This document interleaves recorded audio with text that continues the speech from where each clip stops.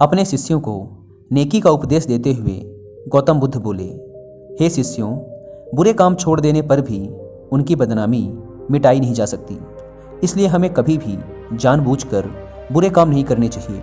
मनुष्य द्वारा किए गए छोटे से छोटे बुरे काम की बदनामी उसका पीछा नहीं छोड़ती।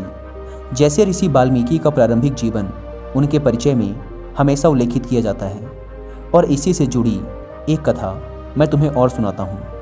एक छोटे से कस्बे में पंडित रामानंद रहा करते थे। वे बहुत सदाचारी थे और हर किसी की मदद को हमेशा तैयार रहते थे।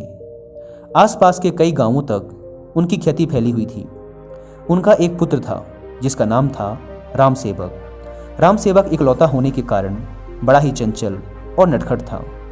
पंडित जी की हार्दिक अभिलाषा थी कि उनका बेटा विद्या प्राप्त करके उन्हीं की तरह सदाचारी बने और पूजा पाठ इत्यादि का काम करे। लेकिन पिता की इच्छा के विपरीत लाडला राम सेवक हमेशा शरारतें किया करता था। पंडित रामानंद उसे समझाने का प्रयास करते रहते थे, लेकिन राम सेवक को बुरे कामों में मजा आता था। अंत में निराश होकर पंडित जी ने राम सेवक को समझाना बंद कर दिया। जब कभी कोई उनके पुत्र की शिकायत लेकर आता तो पंडित जी अपने घर के मुख्य द्वार पर एक कील गाड़ देते। कुछ ही दिनों में दरवाजा कीलों से भर गया। एक दिन एक अंधा मुसाफिर रोता हुआ पंडित जी के पास आया। पूछने पर उसने बताया कि उनके बेटे राम सेवक ने उसकी लाठी खींच ली और उसकी खाने की पोटली कुएं में फेंक दी। यह सुनकर पंडित जी को बड़ा दुख हुआ। उन्होंने दरवाजे की ओर देखा।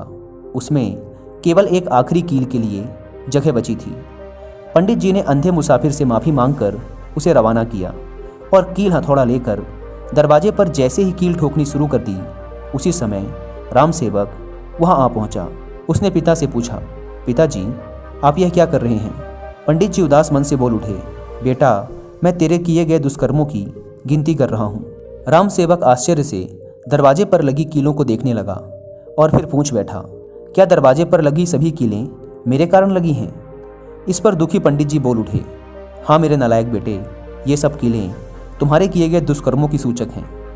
पंडित जी ने राम सेवक को समझाया, देखो बेटा, बुरे कर्मों को छोड़कर परोपकार और सत्कर्म करो, ज्ञान विद्या प्राप्त करो। अब भी अवसर है, नहीं तो शेष जीवन पश्चाताप में बीत जाएगा। यह सुनकर राम सेवक उदास हो गया। उसे अपनी गलती का एहसास हुआ। उसने मन ही मन प्रण किया कि अब वह अच्छे काम करेगा और अपने पिता द्वारा बताए गए मार्ग पर चलेगा।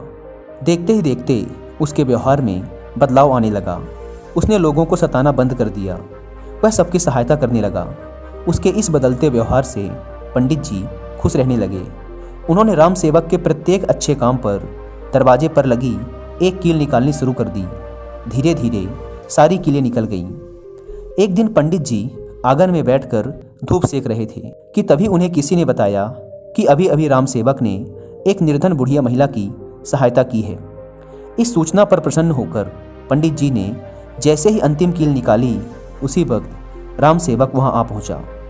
राम सेवक कभी अपने पिता को देखता तो कभी दरवाजे को, और उसने कहा, पिताजी, कील तो सारी निकल गई, पर उनके निशान दरवाजे पर सदा के लिए रह गए। पंडित जी ने समझाते हुए बोला कि हाँ बेटा, मनुष्य के द्वारा किए गए छोटे से छोटे बुरे कामों की बदनामी उसका पीछा कभी नहीं छोड़ती। मनुष्य की बदनामी के दाग उसके ऊपर हमेशा के लिए रह जाते हैं और उसके नाम के साथ हमेशा के लिए जुड़ जाते हैं।